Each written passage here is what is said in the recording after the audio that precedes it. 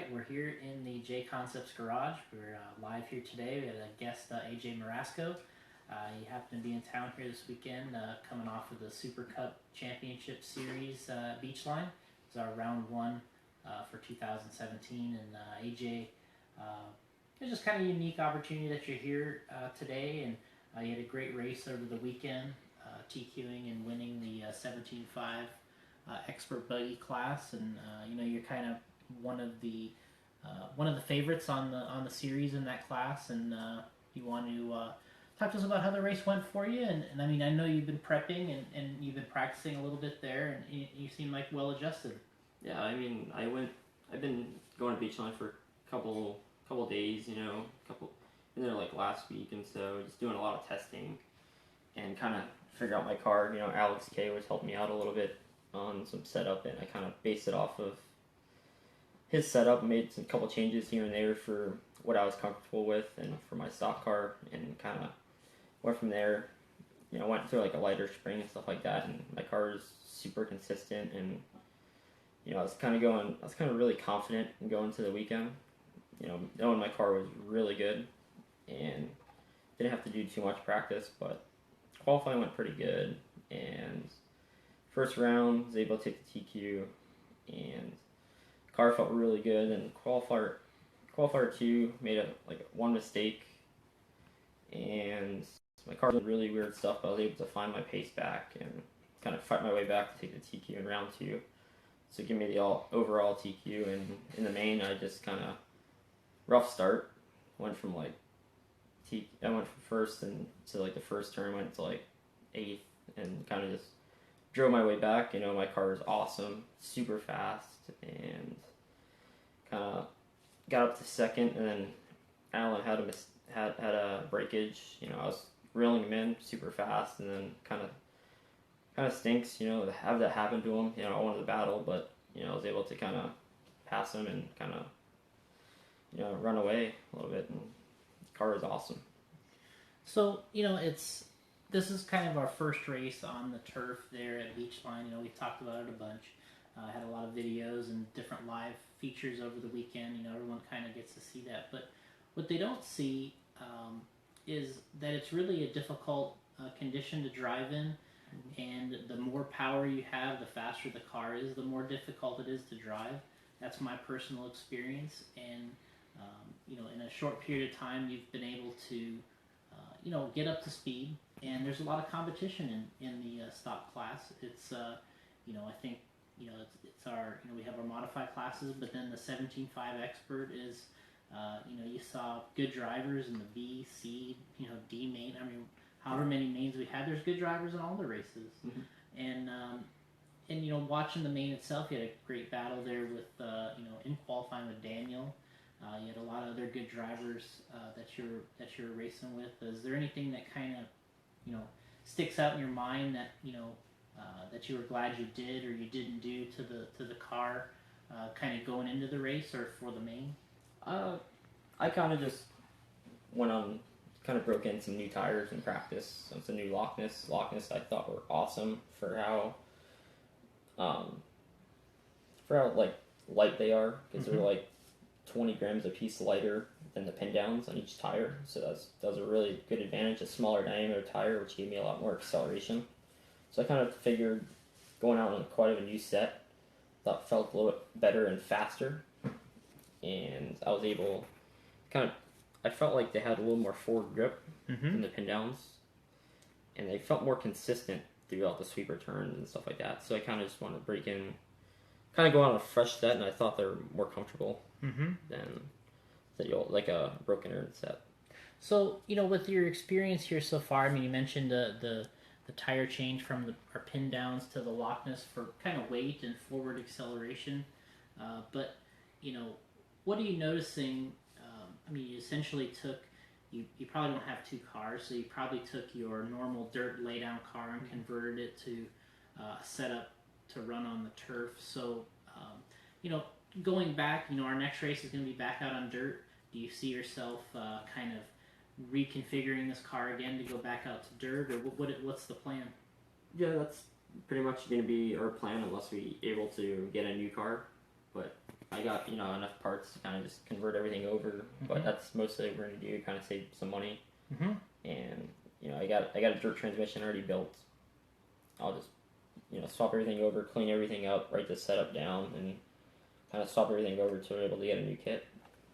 So we'll kind of take the car here. We got our Super Cup commemorative car stand that we got at the banquet.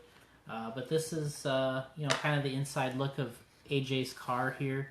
What we got is I'll kind of do a little rundown of what he's got, and then he can kind of detail it out. Obviously, we got the Trinity motor and battery. He's got his Hobbywing speed control, his Sanwa wireless antennaless receiver. He's got his Reedy servo, JConcepts servo mount bracket. He's got the JConcepts bell cranks in here. He's got a AE steering rack, and an aluminum servo horn. So obviously he's going with a heavy metal front end setup here, and keeping everything so it's rigid and tight. And he likes that aggressive feel of the aluminum components. And you kind of work your way back. He's got the fan, of course, on the motor, which is pretty standard, I think, for the stock guys. He's got our 3D printed gear shield on here from Shapeways. You can see he's got our motor plate on here, black version.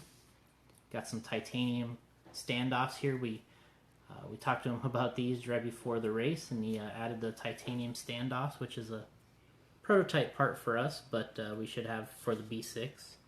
And of course the carbon fiber battery strap.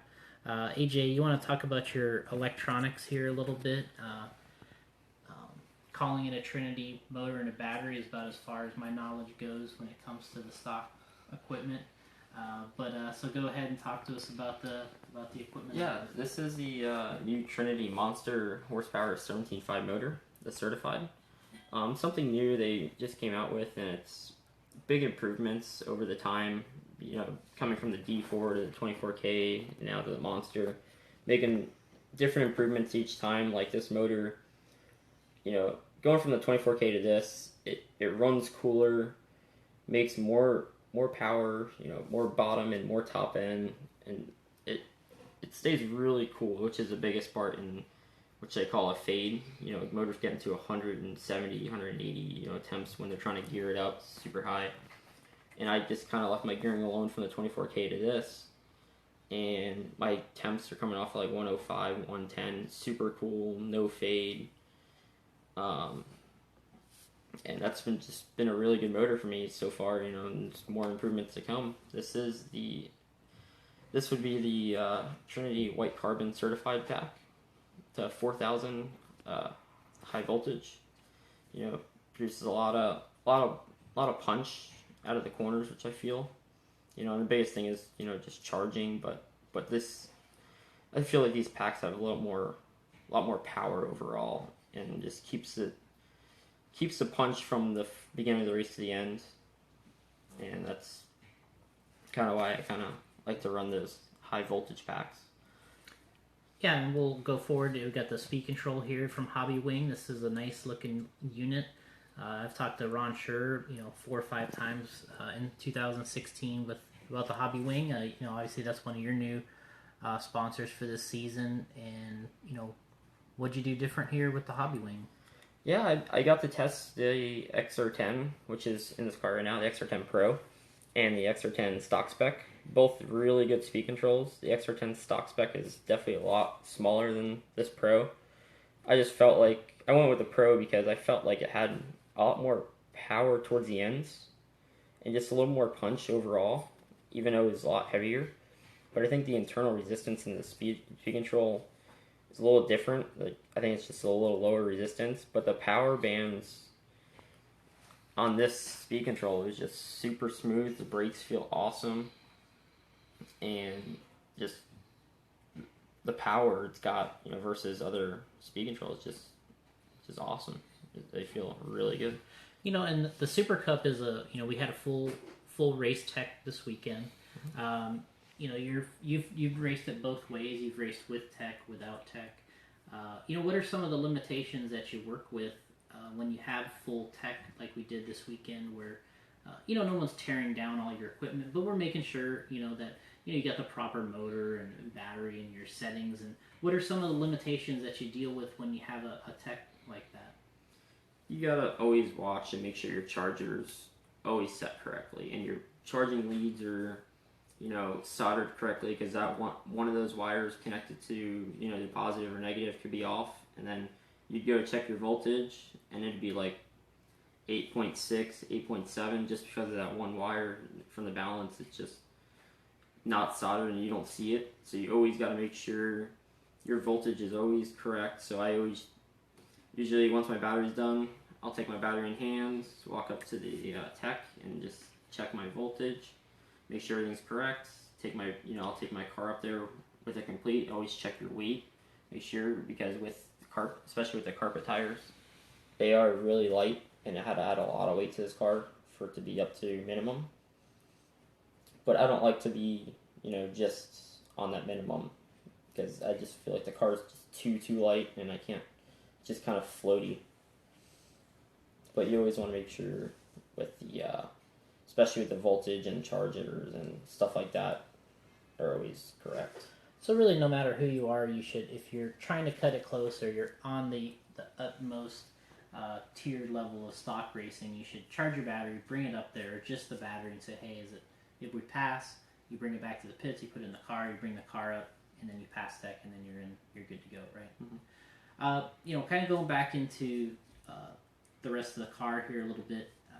One thing more about the batteries I was going to mention is what made you solder your leads here to the side of the plug versus on top? Is this something or is it just strictly because it's easier to solder in that location? A couple reasons. For one, it's easier to grab without trying to pull your wire. You're sleeving, pulling on it, and stressing it out. And also, using less solder on the bullets causes less resistance to give you more power towards the ESC and towards the motor.